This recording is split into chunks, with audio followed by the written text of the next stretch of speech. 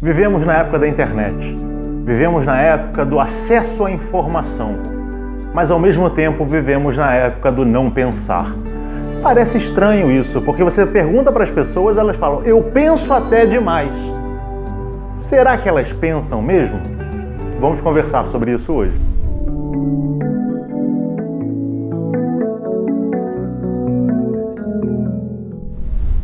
E em meio a essa sociedade com tantas informações, como o Paulo muito bem disse na abertura, a essa modernidade líquida que muda a todo tempo, seja nas relações, seja na forma como a gente consome tudo que está ao nosso redor, nós por vezes somos enganados e achamos que sabemos de tudo. Nós temos hoje em dia opinião para muitas coisas, justamente porque vira e mexe, a gente abre o celular e a gente consome determinado pensamento sobre alguma coisa.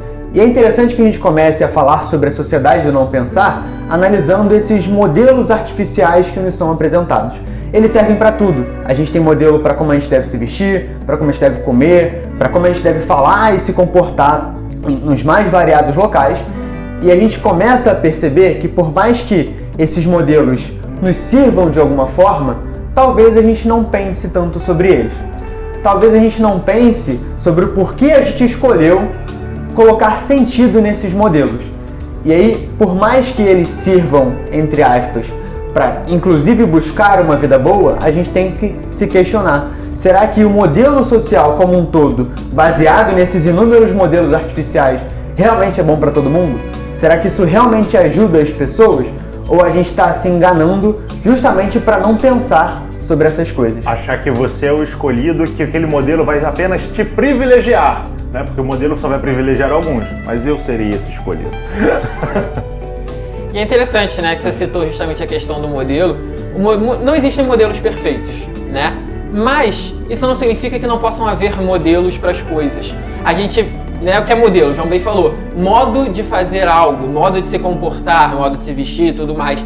Não quer dizer que a sociedade não deva ter modelos. O que a gente está querendo, a tecla que a gente está tocando aqui é a seguinte: que modelos são esses? Quem estabeleceu esses modelos e por que eu sigo esses modelos? Por que eu concordo com esses modelos? Porque se forem modelos ok, se forem modelos harmônicos, modelos que têm razão por trás deles, beleza, show! Mas quando foi que nós, indivíduos da sociedade, paramos para refletir de maneira crítica sobre esses modelos que nos são impostos, né? Que nos são apresentados? Porque na maioria das vezes isso não aconteceu. Na maioria das vezes o que a gente tem são pessoas que replicam determinados modelos, que defendem determinados pensamentos, que defendem determinadas condutas, simplesmente porque sim.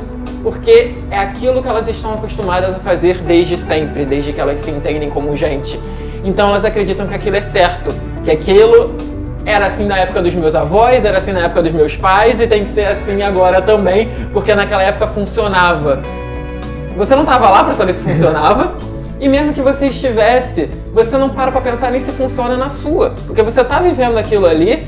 Muitos desses modelos que você está defendendo, que nós defendemos, não funcionam de maneira racional, não funcionam de maneira prática. Como Paulo disse, funcionam porque beneficiam um pequeno grupo, beneficiam uma minoria. Não, se beneficia uma minoria apenas, não funciona. Mas a gente está ali replicando ele porque a gente simplesmente não parou para fazer uma coisa que é muito simples e que a gente sempre acha que está fazendo o tempo todo, que é pensar. Pensar, já que o Patrick trouxe essa questão do que a gente não faz isso de fato, a gente tem que entender o que é o pensar.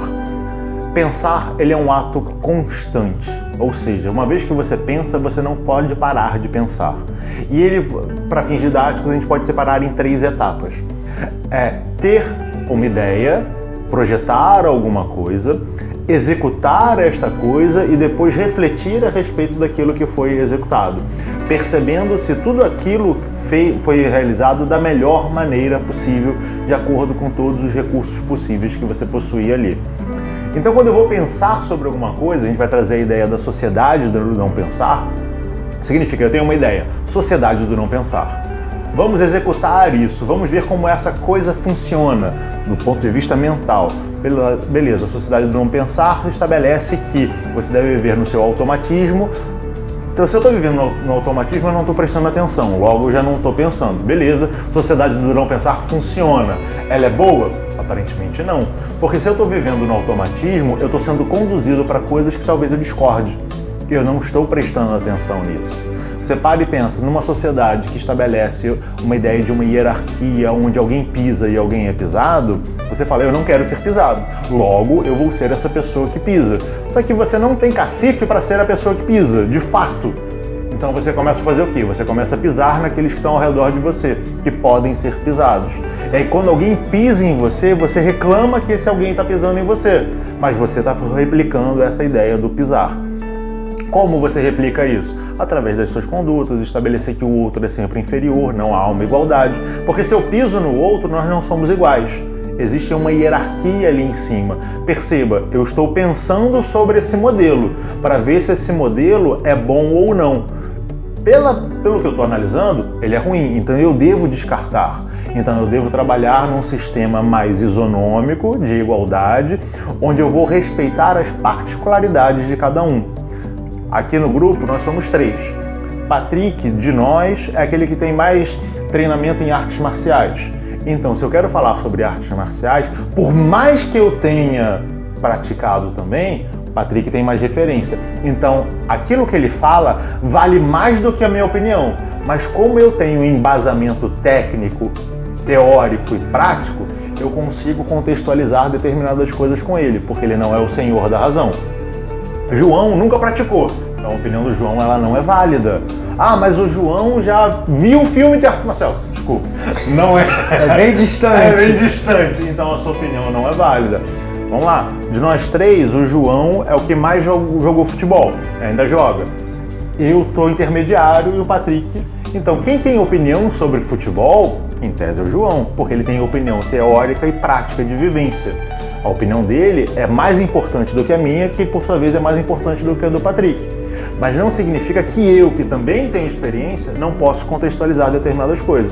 E aí o João vai falar, não, mas olha só, aqui é assim assado, porque ele tem conhecimento de mais informações do que eu. E aí a gente tem que entrar numa questão que é um processo mental. No quê?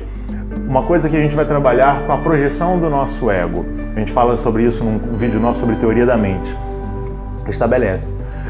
Eu não sei se as pessoas pensam, porque eu não estou dentro da cabeça delas para perceber isso, mas eu acho que eu penso. Se eu penso e eu olho para as pessoas, logo todo mundo pensa, porque eu penso e eu projeto isso, porque eu me reconheço nos outros. Só que isso também existe uma coisa que é o caminho inverso. Eu vejo o João jogando futebol e falo, isso eu faço também. Por quê? Porque como eu me reconheço no João, tudo aquilo que o João faz, logo eu faço também. E desculpa, o João dribla e eu não driblo. Mesmo na época que eu jogava, eu não era o driblador. Então não é isso. Né? Você vai lá, eu vejo o Patrick lutando. Beleza, se o Patrick faz, eu faço isso também. Eu já passei por uma situação de ver pessoas treinando, já estava com um grupo de amigos falando, aquela pessoa está socando errado, a pessoa tinha acabado de entrar no treino. Aí a pessoa estava comigo, mas isso é muito simples, socar é muito simples, só fazer assim. Eu falei, não, você socou muito errado. Tá vendo ela tá certa perto de você. Justamente isso, porque não é porque o outro se parece com você que você faz as coisas do outro. Então não é porque o outro tem uma informação que você tem aquela informação. Veja, parei para pensar e me coloquei humildemente no meu lugar. Eu sou abaixo do Patrick em relação a artes marciais, eu sou abaixo do João em relação ao futebol. Mas eu estou acima do Patrick em relação ao futebol e eu estou acima do João em relação a artes marciais. Beleza, encontrei o meu lugar. Minha opinião é válida? É, baseada nas minhas informações. Mas eu devo saber que existem pessoas que sabem mais do que eu e eu devo levar essas opiniões também em consideração. E ainda dentro de uma análise social, um pensador contemporâneo muito famoso e muito interessante, Byung-Chul Han, ele nos traz um conceito chamado sociedade do cansaço. Também é um tema explorado por vários outros pensadores, mas resumidamente, ele diz que nós, por conta dessa quantidade absurda de informação, estamos sempre fazendo muitas coisas e buscando fazer cada vez mais essas coisas, e isso vai nos cansando. E quando a gente começa a refletir um pouco mais sobre isso, aparece algo muito interessante, que é, quanto mais a gente faz, menos a gente pensa sobre o que a gente faz, mas mais a gente acredita que está pensando sobre aquilo. É o paradoxo, né? É a serpente que come a própria cauda. Exatamente, dela, né? exatamente. E aí você, por não pensar, não consegue muitas vezes analisar os cenários nos quais você está inserido e, portanto, não consegue resolvê-los quando os problemas aparecem, acha que a resolução disso é trabalhar e fazer cada vez mais, fica mais cansado ainda e começa a afundar nesse poço e nesse ciclo que o Paulo muito bem comentou, sem conseguir sair. Isso gera mais ansiedade, mais cansaço e a gente fica cada vez mais perdido nesse não pensar. Excesso de informação não faz com que a gente se torne pessoas mais pensantes. Preocupação, atividade mental, não é pensar de fato. Quando você bota a cabeça no travesseiro e fala, nossa, eu não consigo dormir porque eu não paro de pensar, não significa que de fato você está pensando. Dificilmente você está pensando. Exatamente. Você até pode estar, mas provavelmente não está. Simplesmente a sua mente ela está preocupada e ela está focando em alguma coisa e ela não para de girar em torno desta coisa, né? A ideia do não pensar, né, como nós todos trouxemos aqui, ela nos dá falsas perspectivas de realidade, né? O Paulo tem um exemplo que eu gosto bastante, que é quando você era mais novo, você ia muito ao banco pagar conta, né? E isso não fazia do Paulo um bancário, só porque ele vivia no banco. Isso me lembra uma questão pessoal, né? Um exemplo pessoal, que é de um amigo meu, que uma vez ele virou pra mim e falou, eu dedico, e tava conversando sobre espiritualidade, sobre a vida, né, o que cada um faz, e eu falei, não, porque eu realmente acabo fazendo, grande parte das coisas que eu faço na minha vida são voltadas pra espiritualidade e tudo mais. E aí ele falou, pois é, né, gente como nós, que, sei lá, outro dia eu tava parando pra pensar e eu passo, minha vida é 70% espiritualidade. E eu fiquei chocado, eu fiquei realmente chocado, porque assim, eu conheço, né, e eu falei, não é eu pensando pra mim mesmo. Mas aí eu fui esperar a justificativa dele, e a justificativa dele era, não, porque desde sempre eu frequento grupos e casas espiritualistas. Aí eu entendi o que ele queria dizer com espiritualizar. Isso é muito importante você entender o que as pessoas querem dizer com aquilo que elas dizem, né, que não é necessariamente o que elas dizem. Então eu entendi. E é o mesmo caso do exemplo do Paulo.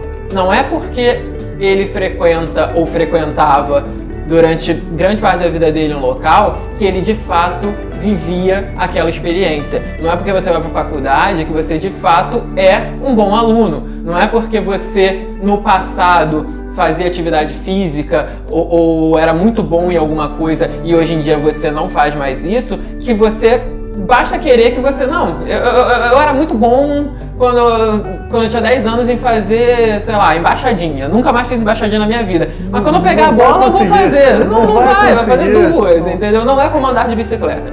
Então, em vez de andar de bicicleta, você sabe se equilibrar no máximo. É um pensamento meio falho, assim, né? Só pra bicicleta não vai. Não é assim, habilidades. Então, mas as pessoas, elas se iludem muito. E eu parei pra pensar, ele não falou isso de maldade, ele não falou isso pra me enganar, porque na verdade ele estava se enganando, ele realmente acreditava nisso, baseado nas perspectivas dele.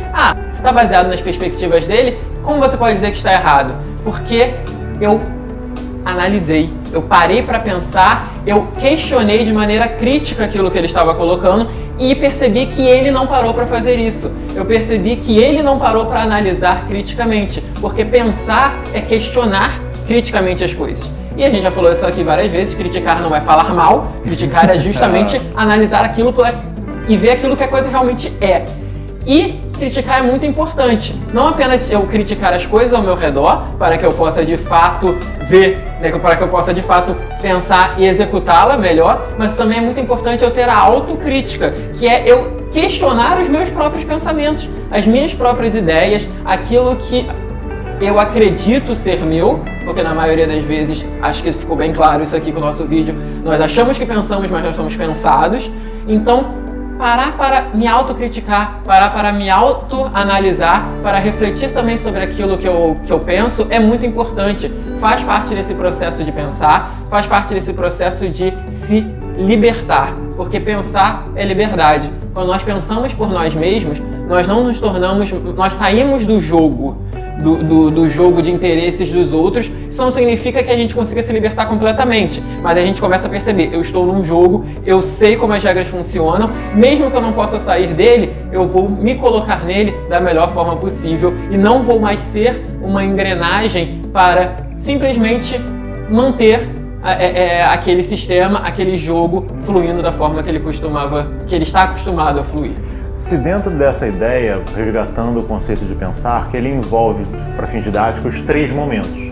Uma fase introspectiva, de reflexão, de pensar sobre aquilo, de criar perguntas que precisam ser respondidas e busca de informações. Uma fase executiva do lado externo e uma terceira fase que é uma fase introspectiva de reflexão, de análise daquilo que foi feito, para ver se aquilo que foi feito seguiu os parâmetros que eu tinha pensado inicialmente ou se ele me mostrou novas situações que eu não tinha pensado inicialmente, que agora eu tenho que pensar de novo sobre ela. Ou seja, pensar envolve momentos de quietude, envolve momentos de silêncio, de análise interna e de contemplação das coisas. Se eu vivo numa vida acelerada, eu não tenho momentos de silêncio. Se eu vivo na sociedade do cansaço, como o João falou, eu não tenho tempo para pensar de fato. Por mais que, como o Patrick disse, eu diga que eu penso muito. Não, você tem informações sendo bombardeadas na sua cabeça a respeito de um problema. Parar para pensar. Recentemente eu dei um estudo num centro espiritualista aqui no Rio de Janeiro, na Aliança da Fraternidade. Estava dando estudo e eu estava utilizando um passador de slides e o passador de slides parou de funcionar. Por quê? Porque a bateria acabou. E eu fui lá, pensando que poderia acontecer isso, eu fui lá e levei uma bateria extra para poder trocar. Troquei, vida que segue. Só que parece que deu problema de fato, deu mau contato. Então eu tinha um passador reserva para poder seguir ali. Vamos analisar sobre isso. Quando eu fui, antes de eu ir executar a palestra, eu pensei em várias possibilidades do que poderia acontecer. Uma delas é, puxa, eu acho que esse passador já está dando problema. Não sei se é bateria ou não. Por via das dúvidas, pensei, vi um problema, levei uma bateria extra. Mas talvez não seja a bateria, então eu levei um passador extra ali dentro. Ou seja, eu pensei sobre aquilo antes daquilo acontecer e me precavi diante daquela situação. Chegou na hora, deu um problema, eu consegui contornar o problema, vida que segue. Agora eu estou refletindo sobre aquilo. Eu percebi, poxa, um bom caminho que eu fiz. Talvez eu já pudesse ter ido direto com o segundo passador. É uma reflexão a posteriori. Beleza, então talvez aquele caminho que eu fiz atendeu, mas existia um caminho mais prático para poder fazer isso. Quando a gente se depara com problemas na nossa vida e a nossa mente traz situações ruins, a gente costuma falar, putz, e se o passador der problema? Nossa, vai ser estranhão, eu não vou conseguir fazer nada, eu vou ter que decorar quais são as coisas, nossa... Aí você está preocupado. E aí você está preocupado, você não está pensando sobre isso. Porque pensar envolve você perceber caminhos. Eu encontrei alguns caminhos e me resolvi em relação àquilo. Eu encontrei 2 caminhos e depois, ao refletir sobre aquilo, eu percebi que um dos caminhos era o melhor. Mas eu só consegui chegar a essa conclusão que um dos caminhos era o melhor após ter executado.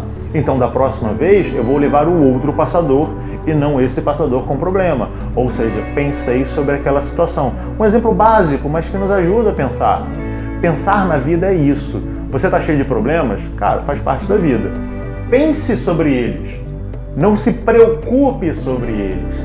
Aprenda a dar pausas na sua vida. Aprenda a ter momentos para você relaxar. Esse momento para relaxar é o momento que você pensa sobre as coisas. Aprenda a dar pausas. Não busque emendar um compromisso atrás do outro. Não busque emendar uma coisa atrás da outra.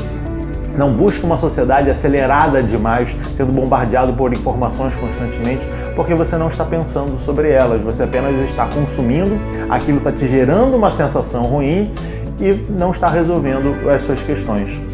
Pensar é fundamental. Peça ajuda para isso, porque a gente não nasce sabendo pensar. É uma coisa que a gente precisa desenvolver com o tempo. Não é algo natural. Não é algo natural. Ninguém nasce sabendo pensar. Você vai diante de determinadas situações, se desenvolvendo a respeito daquilo. Só que a nossa sociedade, como é uma sociedade de não pensar, ela empurra para você a ideia do não pensar. Logo, qualquer potencial de pensar que existe dentro de você tende a ser suprimido. Porque pensar precisa de tranquilidade, precisa de tempo, precisa de calma e precisa saber fazer as perguntas corretas a respeito do problema que eu estou pensando. Se eu não sei fazer perguntas, se eu apenas me desespero, se eu apenas fico olhando para aquelas coisas, eu não estou pensando. Por mais que aquela ideia fique na minha cabeça martelando por muito tempo, eu não estou pensando. Por mais que, assim como o amigo do Patrick diga que ele é um ser espiritualizado, essa pessoa também não está pensando. E nós estamos constatando que ela não está pensando. E ao constatar que você não está pensando, busque ajuda ou procure pensar. Ah, eu não sei pensar. Procure ajuda. Procure pausas na sua vida. Procure estabelecer momentos de introspecção, que é onde você vai parar de fazer as coisas. E assim você vai conseguir, de fato, pensar, sair dos seus problemas e resolver as situações da sua vida. E até o próximo programa. Tchau, tchau. Tchau, tchau.